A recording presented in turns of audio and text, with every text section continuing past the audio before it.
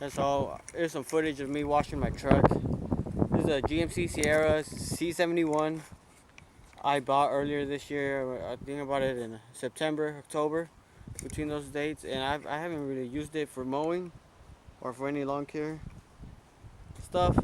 I just been using it personally, take me around for the weekend. I'm not sure if I'm gonna use it for towing this coming up season. I'm not sure. I'm kind of scared because I really like it. It's really nice. For my mowing, the truck I've been using for a long time, for about 3 years. This will be the 4th year I have this Ford Ranger. It does really good towing.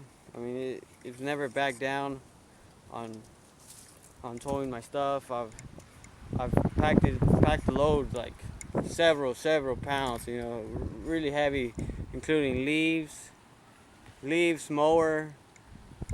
It's done the job. So what I think is I'm gonna just continue using this Ranger until call it quits, or the other way around.